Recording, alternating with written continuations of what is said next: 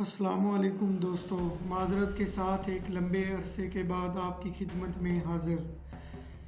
ایک army officer کی حیثیت سے تو میرے اندر جذبہ حب الوطنی کوٹ کوٹ کر بھرا ہوا تھا ہی، لیکن ایک عام پاکستانی ہونے پر بھی مجھے اپنے وطن کی مٹی سے عشق تھا اور فخر کرتا تھا کہ میرا خمیر جیالوں کی سرزمین سے ہی گندا ہوا تھا، جنہیں اپنے سرزمین وطن کی آن بان اور شان پر بے دریغ اور پروانہ وار قربان ہونے پر ہمیشہ سے فخر محسوس ہوتا رہا ہے۔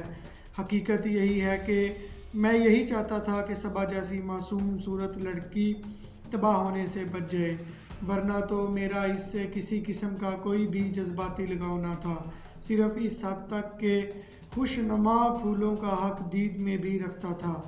بہرطور میں نے ایک روز صبا سے ملاقات کا فیصلہ کیا۔ میں چاہتا تو اپنی بہن سلطانہ کی معرفت اس سے ملاقات کر سکتا تھا، لیکن میں نے ایسا کرنا مناسب نہ سمجھا تھا، مگر حسن اتفاق کہ مجھے یہ موقع میسر آ ہی گیا۔ وہ گلابی جاڑوں کی ایک دوپہر تھی، میں اپنے دوست ذیشان سے مل کر گھر کی طرف لوٹ رہا تھا۔ ایک چوراہے سے موڑ کاٹ کر میں نے اپنی جیپ کو فل ایکسیلیٹر دیا، مگر دوسرے ہی لمحے مجھے فوراً بریک پر پاؤں رکھنا پڑ گئے تھے۔ وجہ اس کی صبا تھی، جسے میں نے سڑک کے کنارے فٹ پاتھ کے قریب اپنی کار کے باہر پریشان کھڑے پایا۔ غالباً اس کی کار میں کوئی خرابی پیدا ہو گئی تھی۔ یہ ون وے تھا، چنانچہ میں اپنے ہاتھ پر رہتے ہوئے جیپ ریورس کرتا ہوا چوراہے پر آیا۔ دوسری طرف سروس روڈ تھی۔ میں وہاں سے گزرتا ہوا صبا کے قریب جا پہنچا اور جیپ سے اتر کر فوراً اس کی طرف بڑھا۔ میرا خیال تھا کہ وہ مجھے اچانک دیکھ کر پہچان نہیں پائے گی، بھلا سالگرہ کی تقریب میں پہلی بار، وہ بھی سرسری سی ملاقات میں، کون کسے یاد رکھتا ہے؟ مگر اس وقت مجھے خوشگوار و حیرت کا سامنا ہوا جب مجھے قریب آتا دیکھ کر صبا کے چہرے پر شناسائی کے آثار بھرے تھے اور وہ دھیرے سے مسکرائی۔ آپ شاید مجھے پہچان گئیں، چلیں پھر بھی میں اپنا تعارف کرائے دیتا ہوں۔ در حقیقت جی میں آپ کو پہچان گئی ہوں، آپ کیپٹن عمران صاحب ہیں، میری بہت عزیز سہیلی سلطانہ کے بڑے بھائی۔ وہ میری بات کاٹ کر مسکراتے ہوئے بولی اور میں نے بھی جواباً ہلکی مسکراہٹ سے کہا، صرف عمران صاحب؟ خیر، میں یہاں سے گزر رہا تھا کہ آپ کو یوں کھڑے پا کر کشاں کشاں ادھر چلا آیا۔ شاید آپ کی کار۔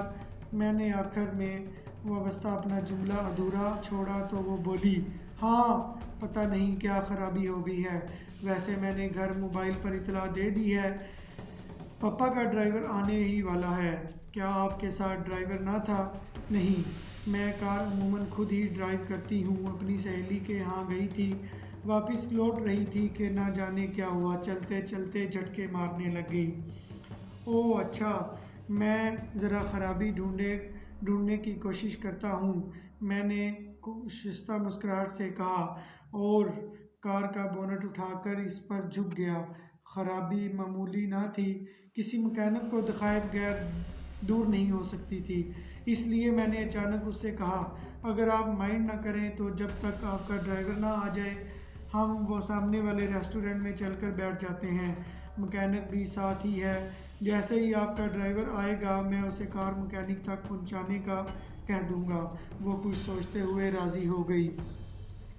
ہم دونوں ریسٹورنٹ میں آ کر ایسے گوشے پر بچھی میز کرسیوں پر براجمان ہو گئے جہاں سے سڑک پر کھڑی کار صاف نظر آتی تھی۔ میں نے چائے کے آرڈر کے ساتھ کچھ اسنیکس بھی منگوانے چاہیے، مگر صبا نے معذرت کرتے ہوئے صرف چائے پر اکتفا کیا۔ اور سنائیں، آپ کیسی ہیں؟ میں نے اپنے دل کی بے طرح دھڑکنوں پر قابو پاتے ہوئے کہا۔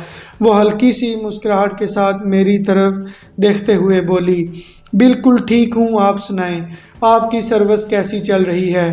ایک دم فرسٹ کلاس، میں نے کہا۔ پھر میں نے ہولے سے کھٹکار کر اس کے چہرے کی طرف غور سے دیکھا اور مزید بولا،